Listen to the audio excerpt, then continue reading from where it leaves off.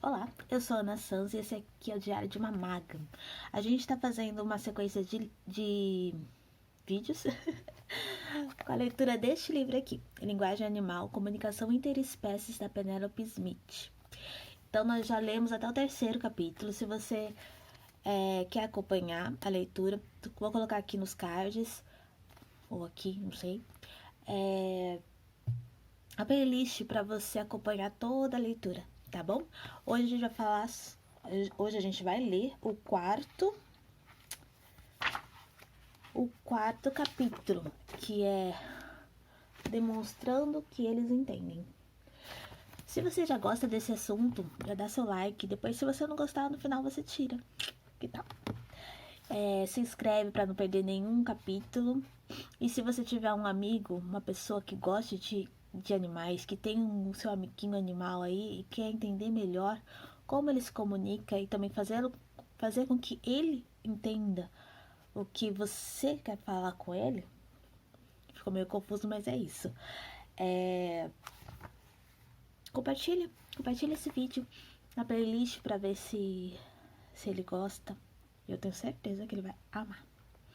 Bom, vamos lá, capítulo 4. Demonstrando que eles entendem. Você ainda pode estar se perguntando como vai saber quando ocorre a comunicação telepática, se os animais entendem e se você está recebendo corretamente as mensagens deles. Lembre-se de respeitar o fato de que os animais o entendem, de que eles percebem os pensamentos, significados, sentimentos e intenções por trás das suas palavras.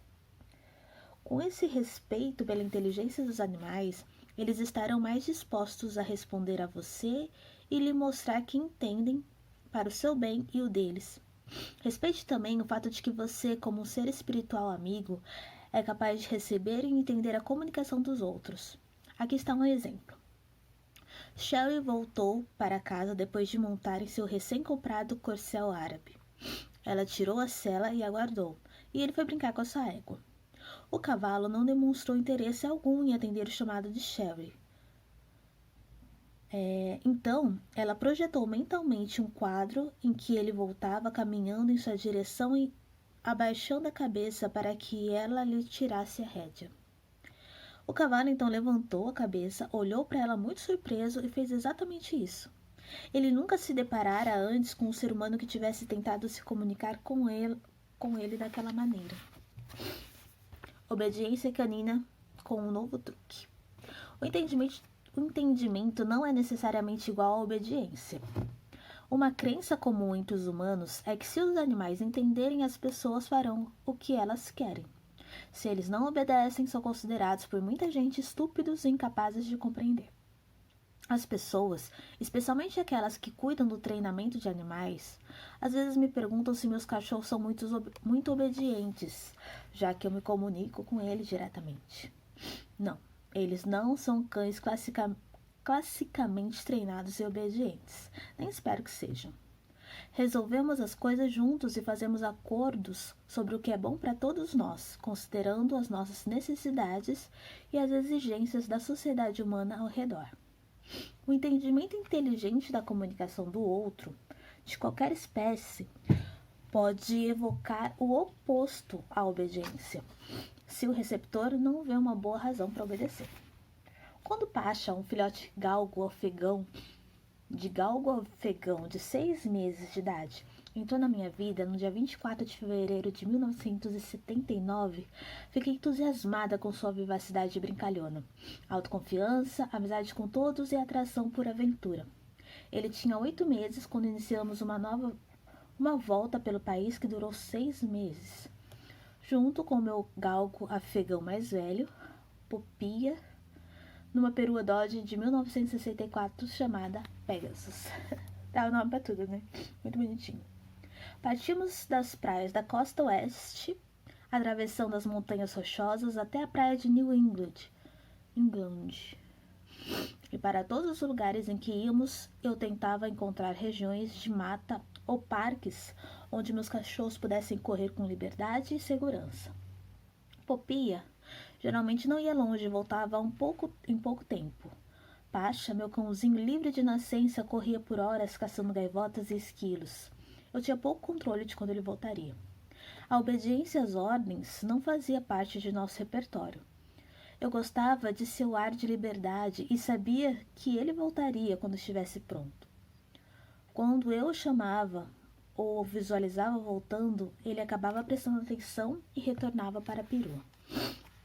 Essa coexistência de deixar fazer funcionava bem para nós. Vamos ver quantas páginas são.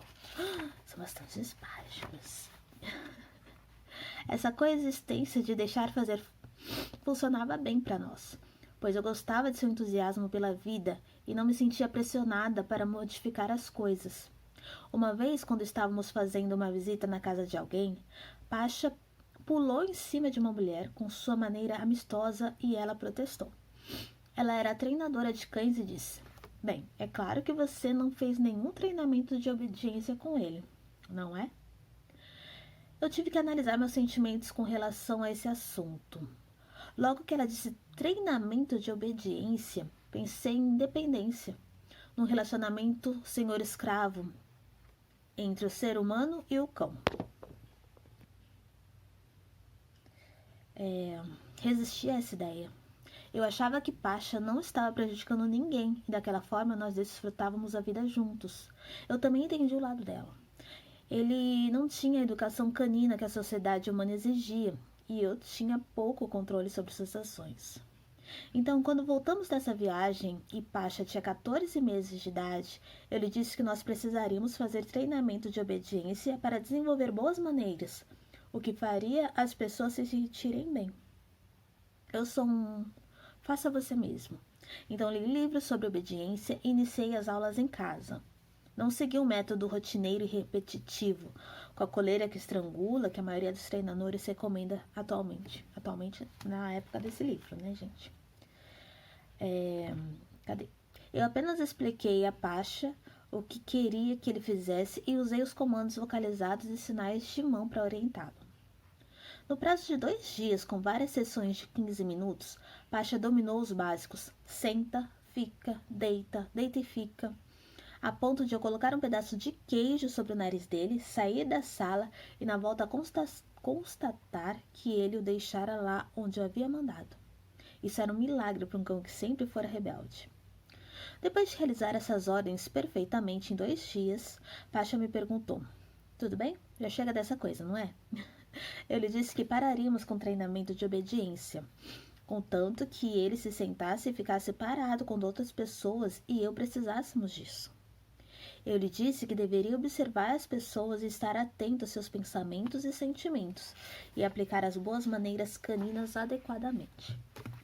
Ele adorava pular sobre as pessoas e apoiar aquelas enormes patas afegãs sobre o ombro delas para cumprimentá-las.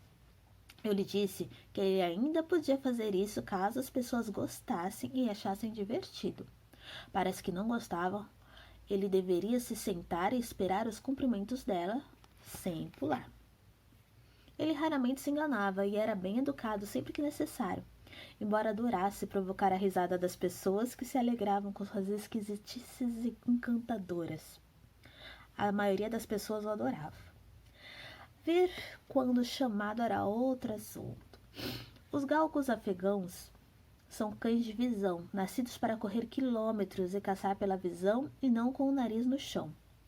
Para a maioria dos galgos afegãos, a palavra vem significa até logo. Trabalhamos com vem durante semanas com resultados precários. Não era uma ordem razoável para as Pasha.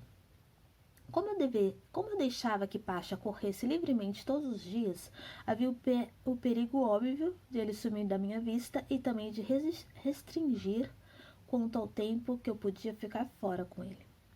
O que funcionou para nós foi apelar para a sua razão e negociar.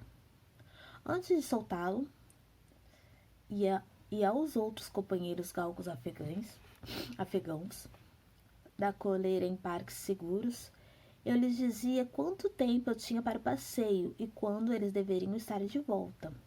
Eu os informava sobre o meu horário e os meus compromissos e por que eles tinham de estar de volta naquela hora específica.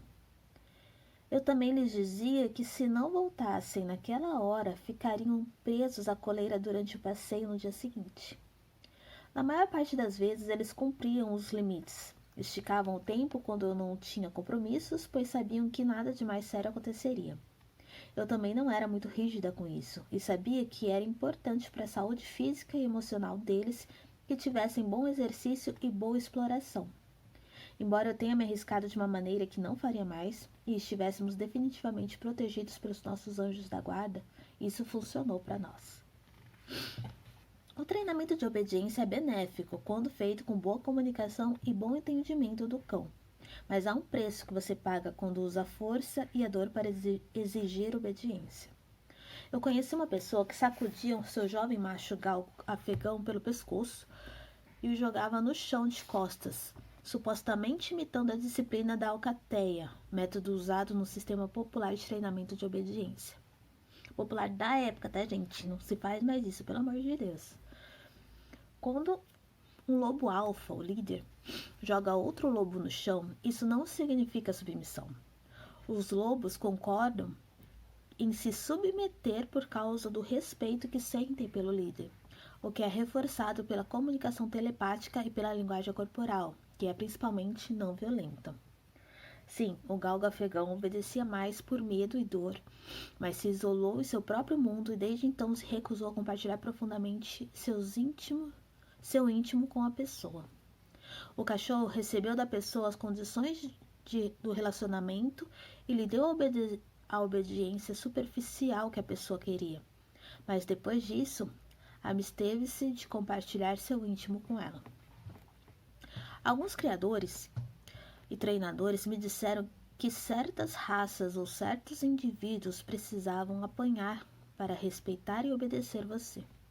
Outros recomendam pendurar os cães pela coleira até que eles se sufoquem e desmaiem para impor obediência. Nossa, gente, como que era horrível, né, os treinamentos dos cachorros. Os cães, assim como outros animais, percebem nossas expectativas e nossos sentimentos e aprendem a jogar o nosso jogo. Se acharem que não precisam nos dar atenção a menos que usemos uma certa força, não o fazem. De fato, algumas raças exigem certa força física para lidar com elas, mas quanto mais você usa métodos ríspidos, mais elas usam força bruta para lidar com você em vez de desenvolverem um relacionamento razoável. Existem diferentes combinações de pessoas e cães que se dão bem, e muitos tipos de relacionamento são possíveis. Eu acho que se você acalmar os medos e as expectativas negativas do animal e apelar para a inteligência dele, a longo prazo você terá um relacionamento mais saudável e pacífico, gostoso e expansivo. Tentar imitar o comportamento do cão alfa para se tornar um líder da alcateia pode criar a expectativa nos cães de que você é igual a eles, em vez de uma espécie diferente, com comportamentos e pontos de vista diferentes. Parece estranho para mim que os seres humanos tentem se colocar como um cão-chefe, em vez de se relacionar como um ser companheiro e inteligente da espécie humana e mostrar aos cães o que precisamos dele no seu papel de ajudantes domésticos.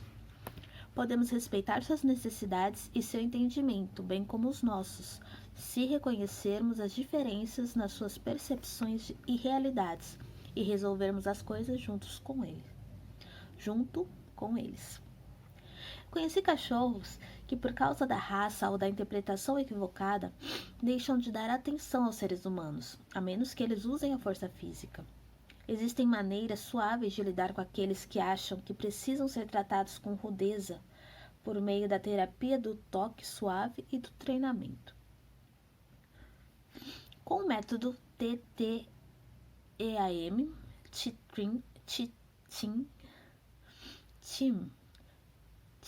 TIM, elaborado por Linda Tennyson Jones, e com os bons métodos de comunicação, há uma pequena porcentagem de cachorros que acham quase impossível ou indesejável mudar seus hábitos agressivos, mesmo quando recebem muitas oportunidades para aprender maneiras alternativas, mas estes são exceção.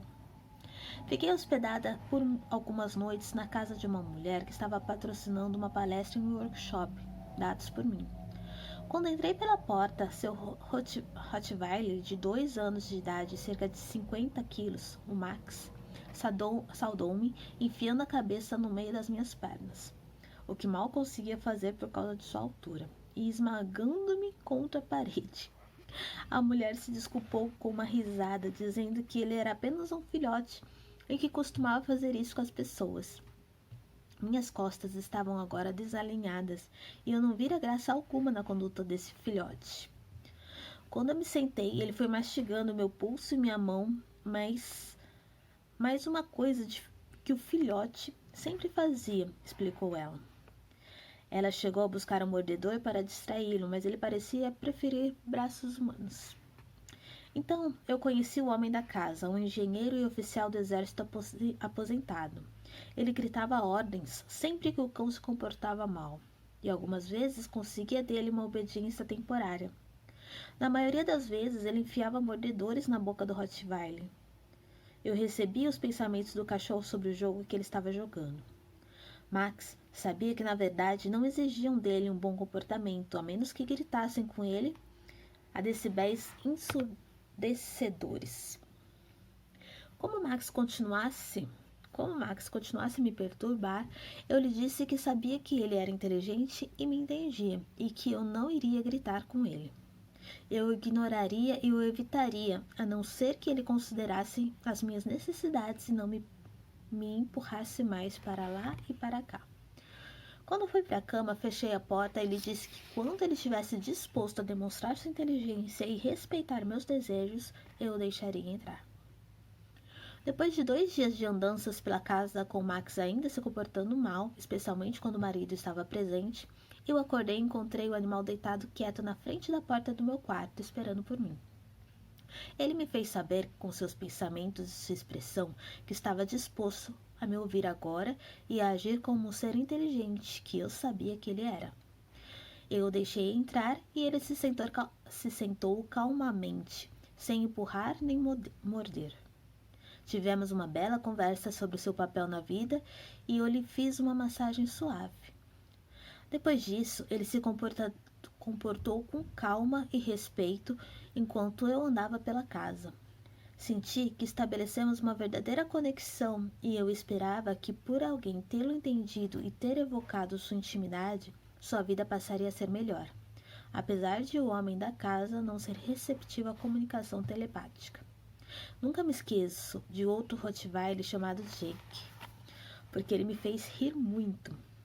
Sua companheira humana, Lucy, me chamou para descobrir o que estava acontecendo com ele no seu treinamento de obediência. Treinamento avançado de obediência. Jake se dava bem no treino em casa e executava perfeitamente cada ação. Portanto, ela sabia que ele entendia e conseguia dar todos os passos. Quando ele chegava ao pátio de demonstrações, fazia coisas bobas, como jogar o boneco para cima em vez de trazê-lo de volta para ela, ou, no alerta, levantava-se, rodava, inclinava-se e abanava o rabo, em vez de esperar em silêncio pelo sinal dela. Ele estava atraindo um bom número de pessoas que o esperavam para ver o que ele faria de engraçado, e isso deixava sua companheira humana muito frustrada. Quando falei com Jake, ele me comunicou que sua amiga humana lhe dissera que logo que fizesse tudo perfeitamente e obtivesse o título, não precisaria mais ir aos shows. Ele sentia que o propósito da vida dele era ser palhaço, fazer as pessoas rirem e se divertirem, e gostava da atenção que as pessoas lhe davam e dos efeitos positivos que ele criava nelas. Ele não queria parar de ir àqueles shows. Lucy confirmou que de fato havia lhe prometido que ele não precisaria ir mais aos shows. Achava que Jake estava ficando entediado com as apresentações e só queria que ele obtivesse o título e o prêmio, depois do que poderia ficar em casa. Outros cachorros com quem eu me comuniquei estavam cansados de shows e queriam ficar em casa, e seus companheiros em vez de artistas. E ser companheiros em vez de artistas. Alguns estavam entediados de repetir a mesma coisa e muitas vezes já tinham ganho seus títulos. Outros achavam que se aprender era muito estressante. Que se apresentar era muito estressante. Alguns tinham gostado de se apresentar durante um tempo, mas depois sentiram que aquilo tinha se transformado numa séria competição entre as pessoas, deixando de ser uma tarefa interessante ou desafiadora para eles, ou um prazer mútuo para o cão e o homem. Jake era diferente. Ele gostava quando as pessoas se reuniam ao seu redor e riam. Ele sabia como aliviar a tensão e ajudá-las a se divertir. Quando Lucy ouviu o ponto de vista de Jake, ela ficou surpresa e aliviada. Nós elaboramos uma solução que agradou a ambos. Eu recomendei que Lucy levasse Jake para visitar todas as pessoas antes da hora de se apresentar. Assim, ele lhes poderia dar seu calor e seu bom humor como gostava. E pedi a Jake que realizasse pelo menos algumas vezes os movimentos de forma perfeita no pátio de demonstração. Assim, as pessoas poderiam ver como ele era capaz e a sua companheira humana poderia se sentir orgulhosa dele e receber seu certificado de obediência, que, embora não significasse nada para ele, era importante para ela. Lucy me contou semanas depois que Jake gostou de dar uma volta antes e depois da sua demonstração para ver todos e foi fácil conseguir o certificado. Ela prometeu levá-lo a shows enquanto ele quisesse. Helene Jaylet frequentou um workshop básico de como se comunicar com os animais. Em seguida, ela se inscreveu numa aula de obediência de filhotes da Sociedade Protetora de Animais dos Estados Unidos, com uma cadela maltesa de 6 meses de idade, a Mimi. Eles perderam uma aula, mal praticaram, e assim Helene não esperava que conseguisse executar a ordem senta-fique muito bem naquela noite. Ela tentou se comunicar com Mimi para lhe pedir que, por favor, cooperasse e fizesse, pois sabia que esta conseguiria. Helene ficou com o sentimento claro de que Mimi, né? lhe disse que achava tudo aquilo humilhante e que, para começo de conversa, ela não queria fazer nada daquilo. Helene lhe disse: bem, vai parecer muito mais humilhante se formos os únicos a não conseguir. Todos acham você um filhote adorável. Você não quer que eles achem você uma... Você quer? Você não quer que eles achem você uma tola.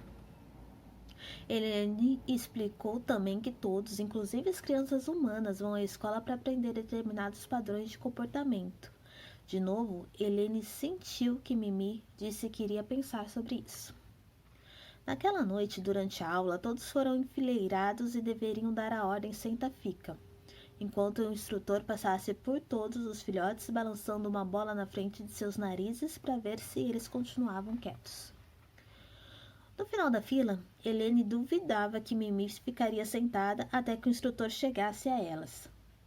Enquanto Helene olhava para Mimi e suplicava silenciosamente para que ela, por favor, ficasse sentada, Mimi ria.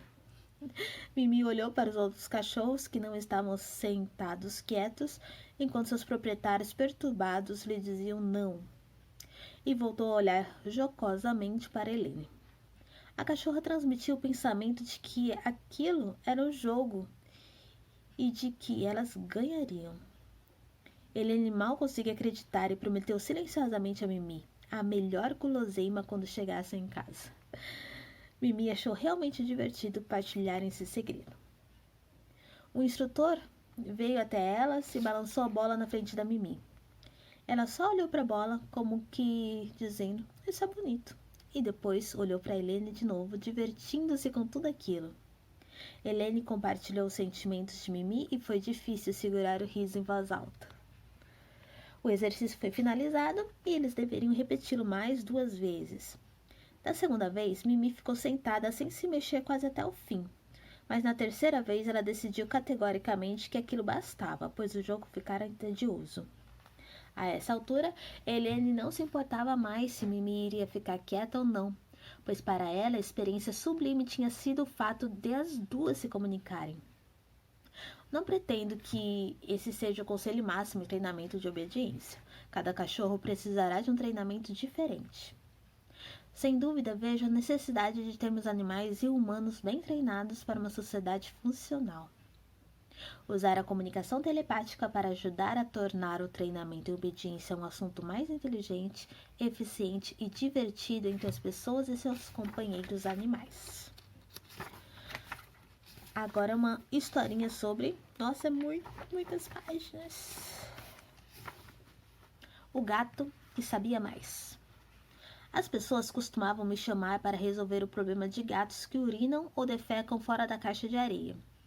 Dixon era um gato malhado, macho, castrado, de 3 anos de idade, que quando seus companheiros humanos me chamaram, urinava pela casa havia alguns meses. As pessoas encontravam-se no limite da paciência, porque os móveis e os tapetes estavam sendo destruídos.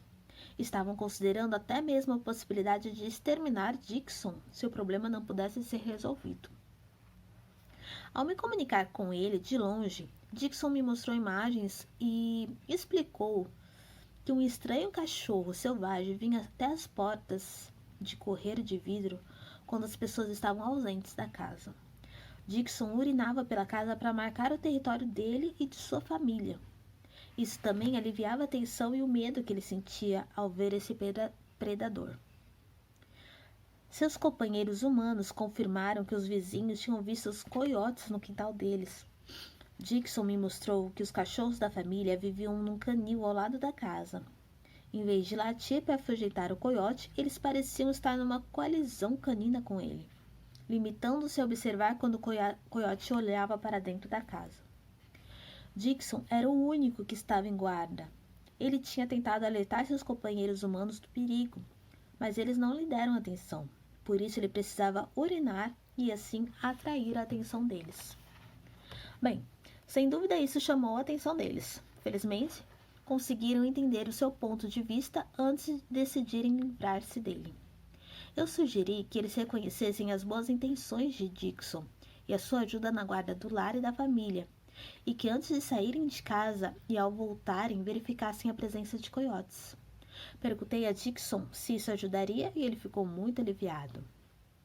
As pessoas davam a volta na casa todos os dias, assegurando a Dixon que não haviam coiotes, e ele, tranquilizado, parou de urinar pela casa. Extração das unhas. O pesadelo do gato.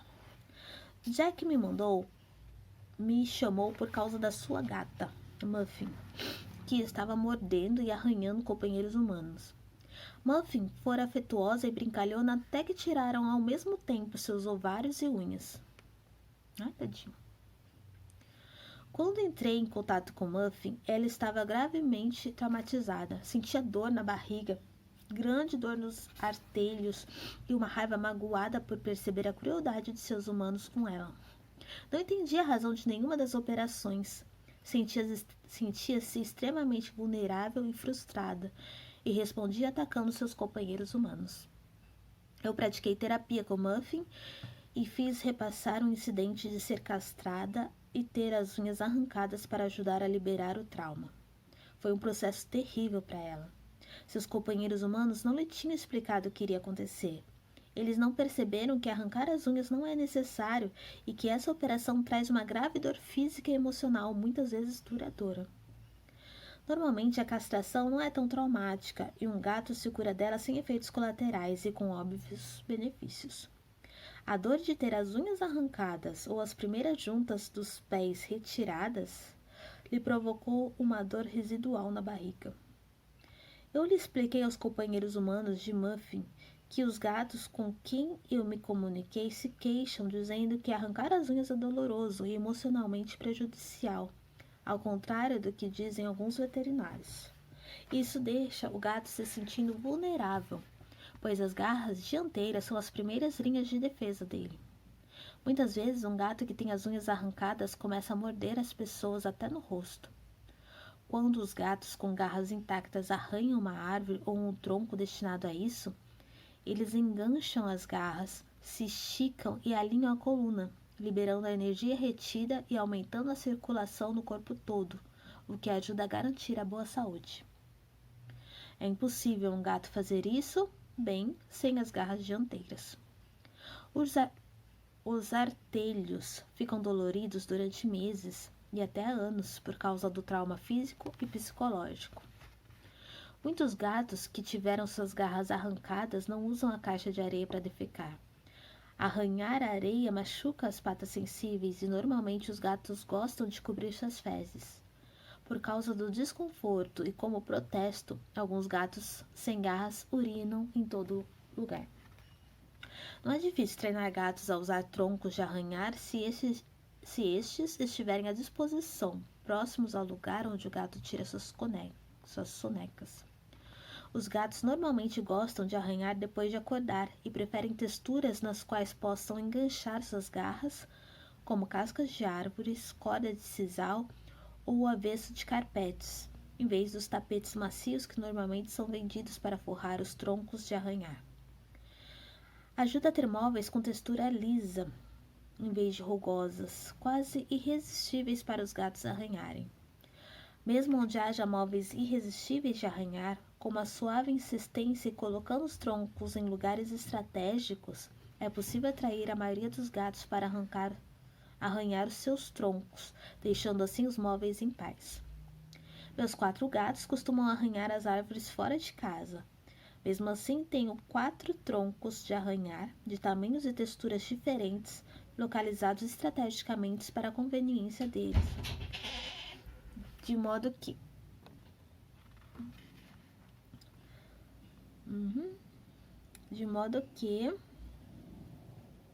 Cadê?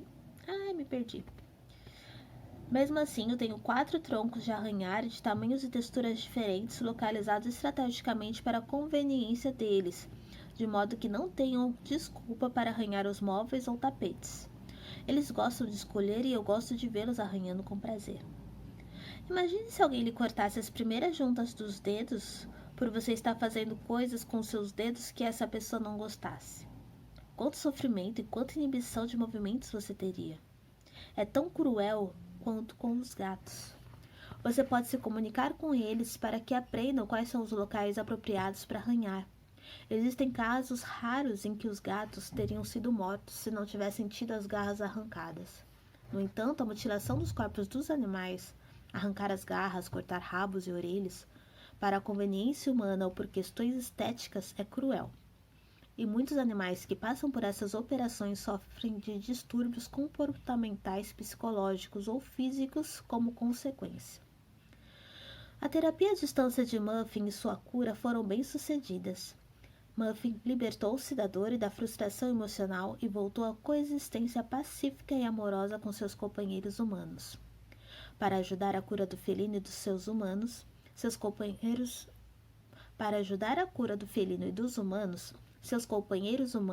lhe faziam massagens suaves e lhe dedicavam tempo para brincadeiras. E mais do que tudo, elas entenderam a posição da gata. O gato selvagem ouviu.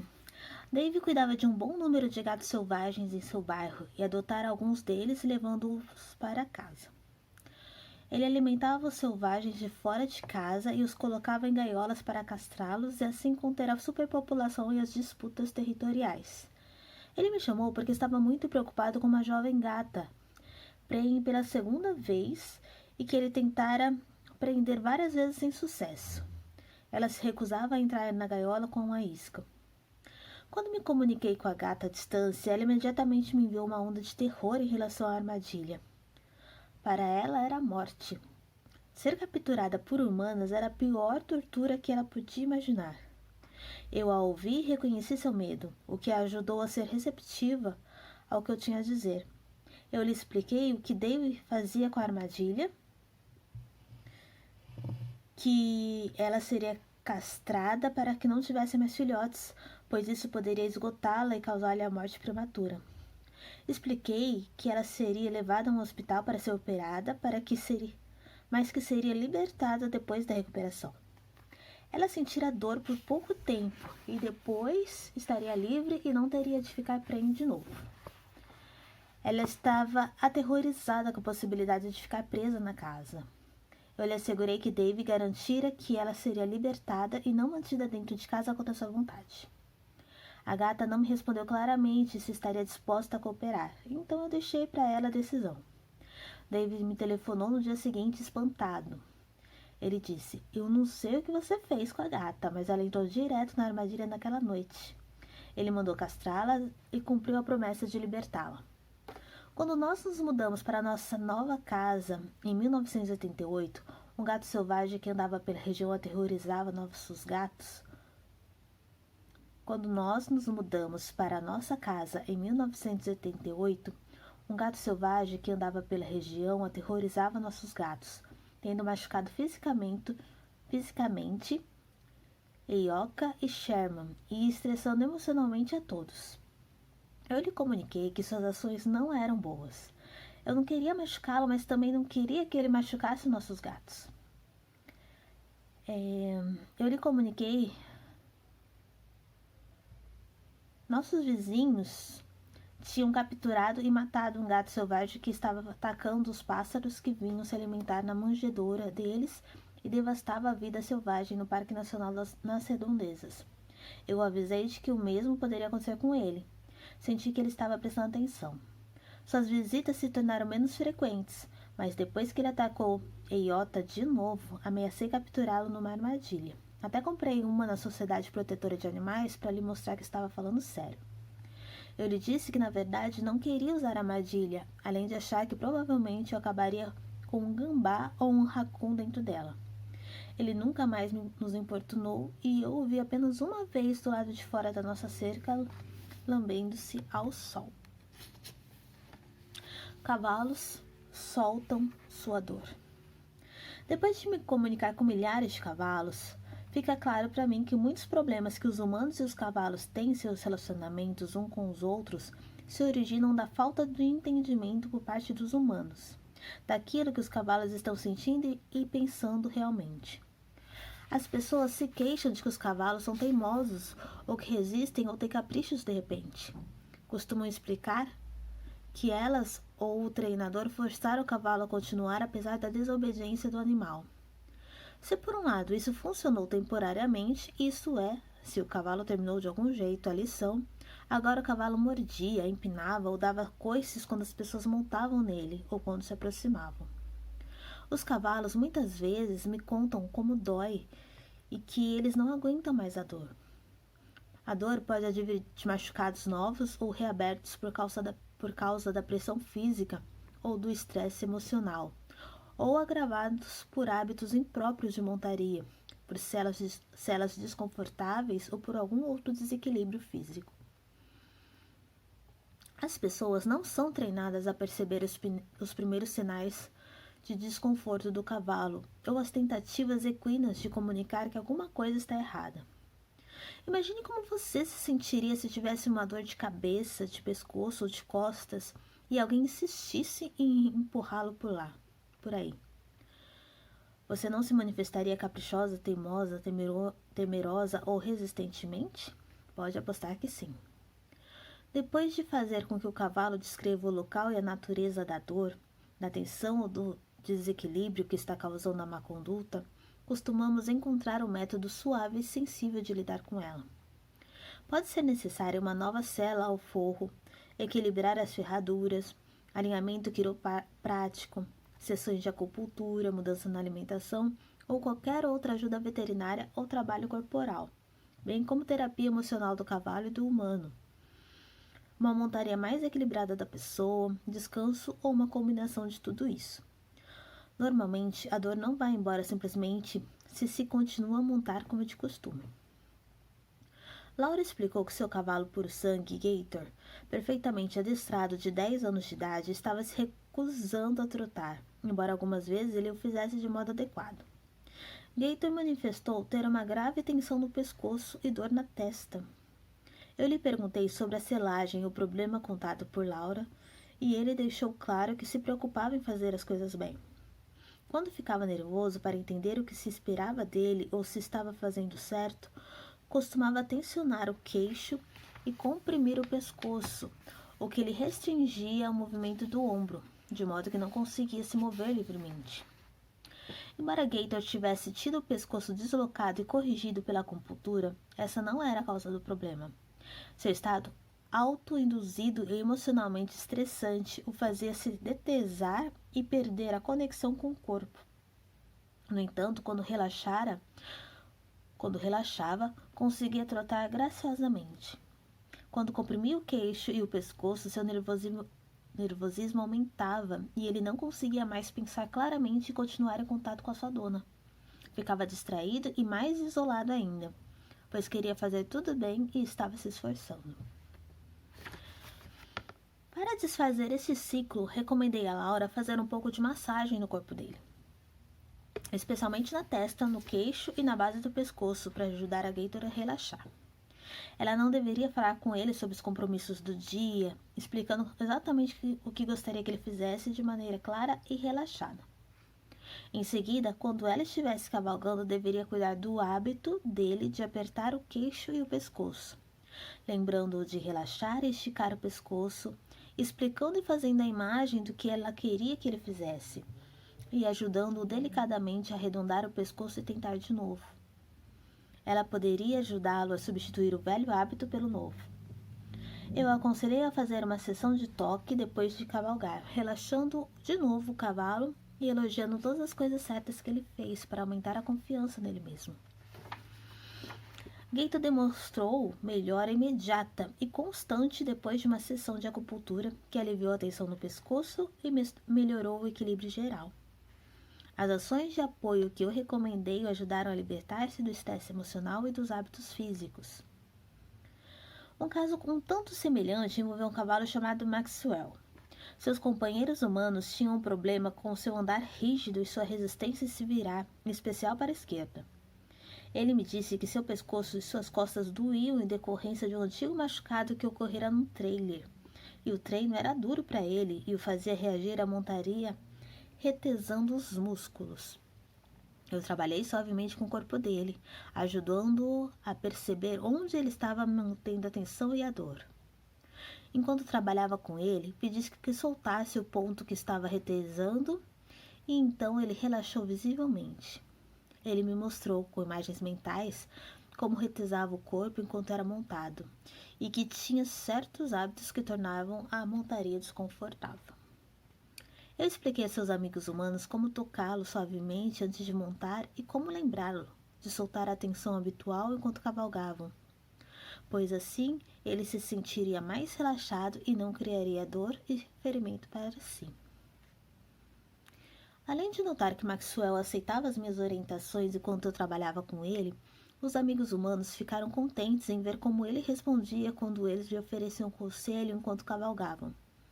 Quando ele era lembrado de soltar o pescoço ou as costas, relaxava e mudava seus velhos hábitos, e a cavalgada se tornava mais suave e mais prazerosa.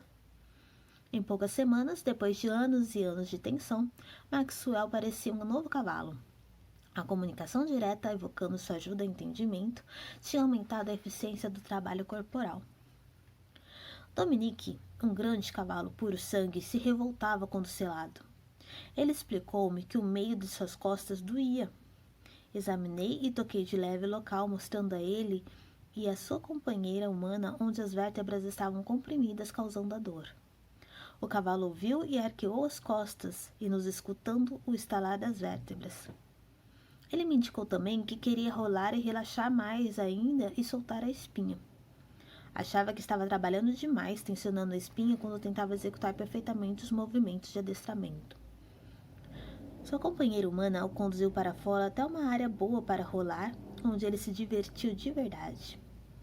Mais tarde, quando cavalgavam, Dominique se moveu suave e confortavelmente. Verifiquei muitas vezes que quando você mostra aos animais o que está causando a dor e visualiza ou lhes conta o que eles podem fazer para aliviá-la, eles mesmos fazem o trabalho, sem a ajuda de ajustes elaborados ou de trabalho corporal. Quando se usam técnicas delicadas de trabalho corporal, elas ajudam a dar aos animais a oportunidade de participar enquanto você explica tudo o que está fazendo. Isso evoca a cooperação deles, assim como acontece com os humanos, e o processo todo de aliviar e curar é encurtado e fica mais prazeroso.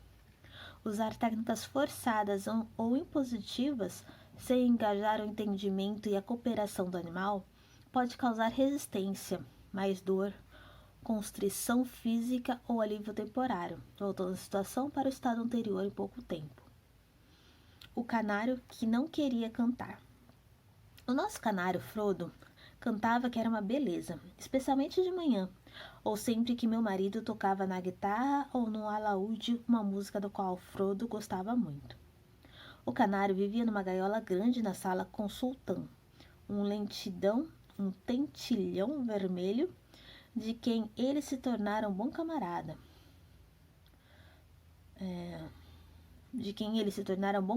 Depois que a companheira de Sultão morrera. No início do verão de 1992, Frodo parou de cantar. Eu não me preocupei muito com isso, pois ele estava trocando as penas, e os canários param de cantar quando o corpo está colocando toda a sua energia em fazer novas penas. Muitos meses se passaram e Frodo ainda não cantava, enquanto que em anos anteriores ele havia voltado a cantar em poucos meses depois de terminar a trocar as penas. E eu lhe perguntei sobre isso. Ele achava que havia algo errado com sua garganta, mas isso iria sarar e ele voltaria a cantar. Eu fiquei surpresa, pois ele sempre parecia bem e estava ativo. Depois de mais algumas semanas sem cantar, decidi explorar mais o assunto com Frodo. Ele achava que ainda tinha algo de errado com sua garganta, o que o impedia de cantar. Eu recebi imagens de tecido cicatrizado na garganta. Isso me irritou, pois Frodo nunca mostrara sinais de doença. Eu perguntei se havia alguma outra razão para não cantar e ele se sentiu acabrunhado ao responder. Quando Frodo costumava cantar alegremente com frequência, ele impedia Sultão de cantar. Quando o pequeno tentilhão vermelho começava seu lindo canto, Frodo o espantava do poleiro. Sultão só conseguia cantar sem ser interrompido quando Frodo estava ocupado comendo. A maior parte do tempo, eles eram companheiros felizes e dormiam e comiam juntos. Havia apenas a questão do canto. Frodo percebeu, quando nos comunicamos sobre isso, que ele estava se impedindo de cantar para permitir a Sultão que expandisse e cantasse sempre que quisesse. A consequência era que sua garganta estava de fato fisicamente bloqueada. Nós lhe dissemos que adoraríamos ouvi-lo cantar de novo e que ele podia deixar Sultão cantar também. Na manhã seguinte, Frodo começou a gorjear baixinho pela primeira vez em meses, embora não com a antiga exuberância. Nós lhe agradecemos e o incentivamos. Então ele parou, e depois de alguns dias fui verificar com ele o que estava acontecendo agora. Ele disse que achava que, se cantasse plenamente, voltaria a ter seu sentimento de domínio e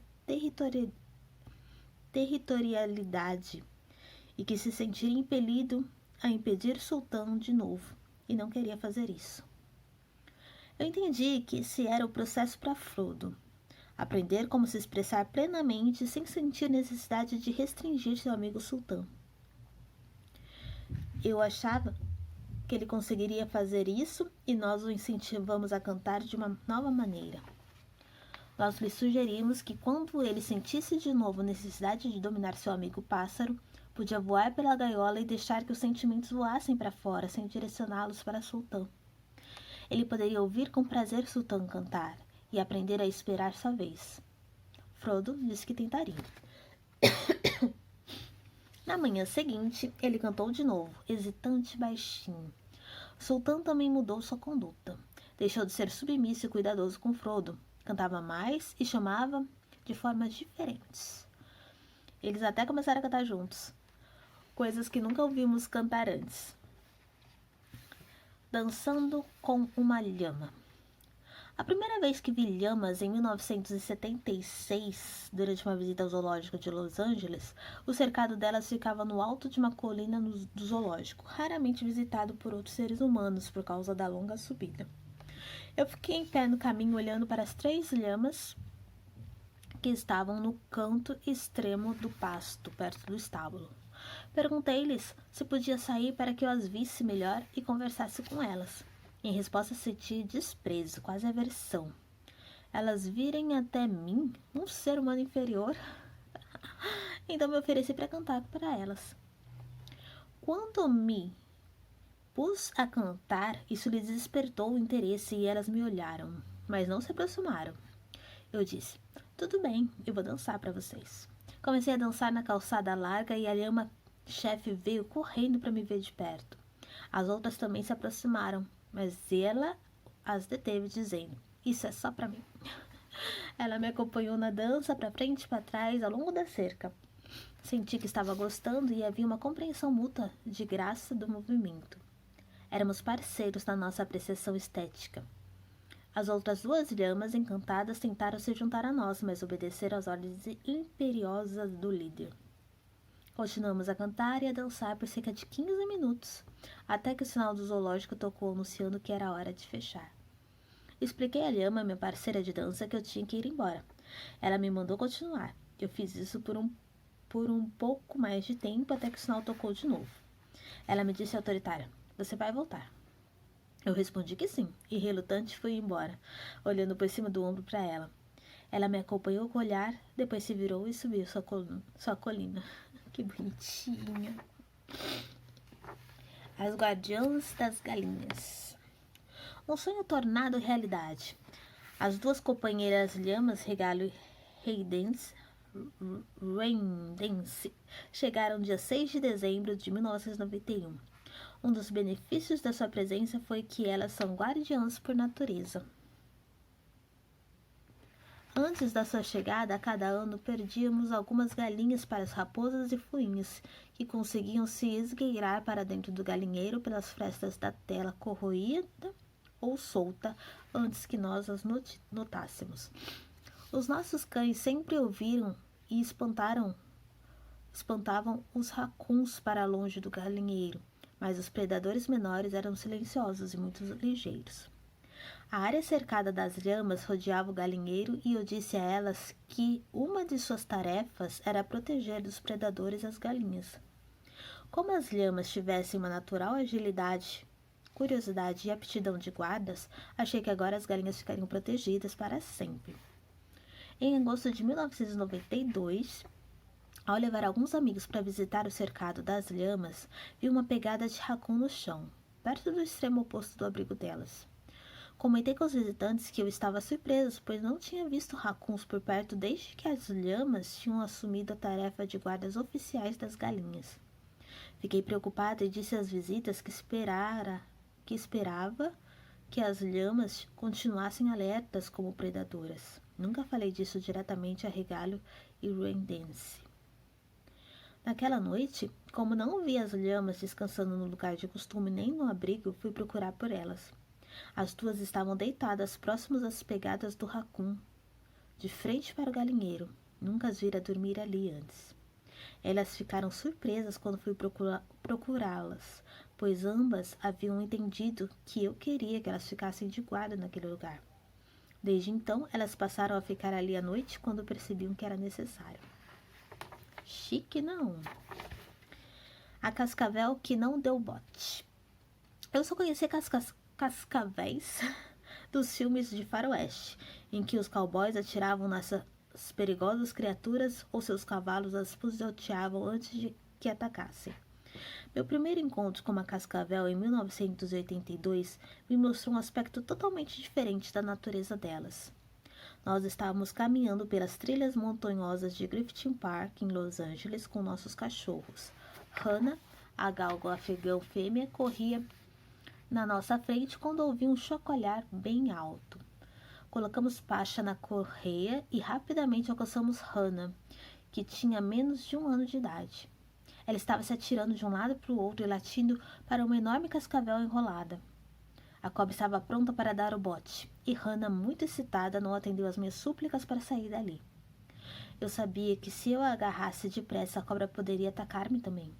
Então eu disse calmamente para a cobra que não queríamos machucá-la e que Hannah era apenas um filhote brincando, que eu iria pegar Hannah e tirá-la dali, para que ela não a perturbasse. Eu lhe perguntei com todo respeito se ela poderia desenrolar-se e tomar a direção oposta. Então agarrei a coleira de Hannah e a tirei dali. A cobra parou de chacoalhar, desenrolou-se e foi embora na direção oposta. O mistério dos bichinhos. Durante a maior parte da minha vida, pratiquei a coexistência harmônica com insetos. Tive grande sucesso no contato pacífico com a alma coletiva das colônias de formigas ou baratas, cujos membros habitavam meus apartamentos. Bastava limpar as atrações alimentares, ter respeito apropriado e fazer uma negociação e ofertas que elas abandonavam de livre e espontânea vontade em minha residência. Quando uma invasão repentina e profusa de minúsculos insetos apareceu em nossos armários em 1990, fiquei intrigada quando eles não responderam à costumeira conexão, comunicação silenciosa e conversa que havia funcionado antes.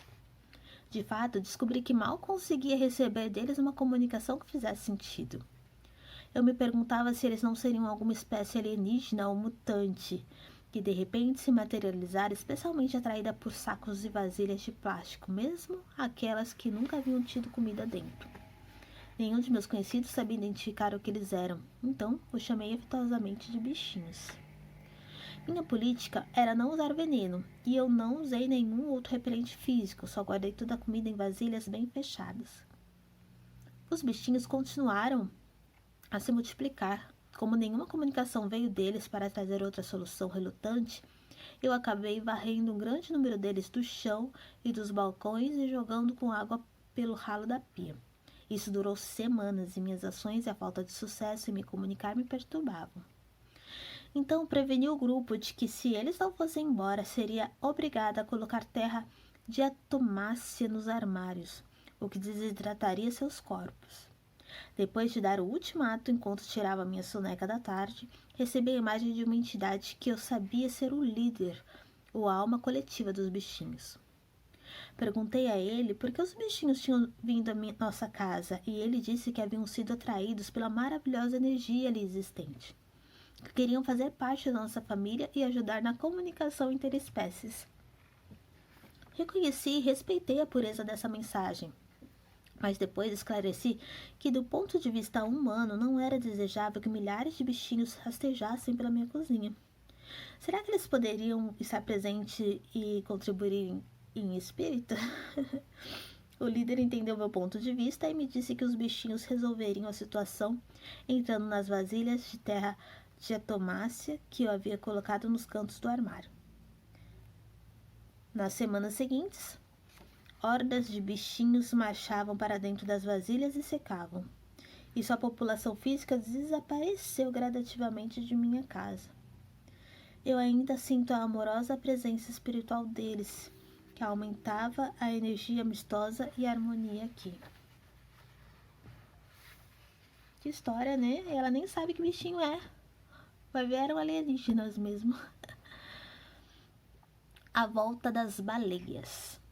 Eu sempre tive uma afinidade especial com as baleias.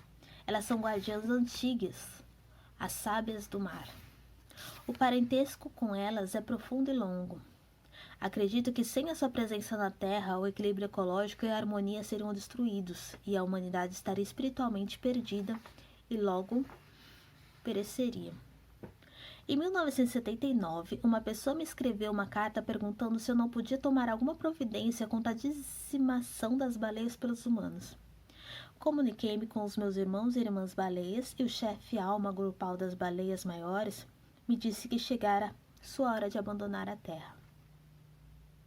Como guardiães e mestres da sabedoria para a humanidade e o resto da Terra, achavam que não havia mais esperança de alcançar os humanos, pois esses continuavam a dizimar as baleias e o resto da população animal. Eu disse que achava que ainda havia esperança, que muitas pessoas estavam se conscientizando de sua natureza espiritual e voltando a buscar a sabedoria no mundo natural. Será que as baleias, por favor, poderiam ficar? As baleias e eu conversamos, comungamos e rezamos juntas por um tempo. Eu estava dando espetáculos de dança solo na época e prometi dedicar danças à baleia e ao seu retorno para manter intacta a fraternidade entre elas e os humanos. Nos meses e anos seguintes, quando eu dançava, senti a conexão com elas e sua decisão de se reagrupar, repovoar e a voltar. Tenho certeza de que os esforços conscientes de muitos outros se juntaram às minhas danças e orações, e eu senti que esses gestos de todos nós foram importantes para restabelecer a proteção as baleias tão necessárias para a nossa existência harmônica. Eu não poderia ficar na Terra se os animais e as plantas não existissem. Eu não iria querer viver em ambientes artificiais na Terra deserta só para permanecer viva fisicamente. Meu ser está ligado a todos os outros seres. Meu trabalho com humanos não seria possível sem o apoio e a força dos animais e das outras espécies. As baleias me honram com a sua presença durante as expedições de observação de baleias e migrações. As pessoas comentam que mesmo que as baleias não apareçam durante semanas, elas aparecem quando estou lá. Eu sinto-me mais unida com as baleias do que com qualquer outra espécie na Terra. Isso é muito difícil dizer, pois sinto essa ligação com cada espécie que encontro. No entanto, quando eu penso nas baleias, sinto uma ressonância no meu coração e por toda a extensão do universo. Elas entendem a luta dos humanos e reafirmam sua promessa de ajudar. Agora tem um poema. Oh, coisas belas em formas gigantescas que agraciam o vasto oceano. Sua mensagem para as criaturas da terra firme vocês trazem com cada onda. Vocês navegam ao nosso lado. A ignorância humana estraçalhou seus ossos maciços. Vocês não nos fizeram mal algum. Até sua raiva é uma lição. Não nos deixe. Ajude-nos a completar sua missão de sabedoria. Minhas lágrimas escorrem por gratidão. Estejam conosco, companheiras gigantescas, até que esta terra brilhe de um oceano a outro, em espírito renovado, deixando os jogos mesquinhos. Eu prometo meu avanço em movimentos paralelo unido. Os espíritos da água criam as ondas necessárias para preencher as terras áridas.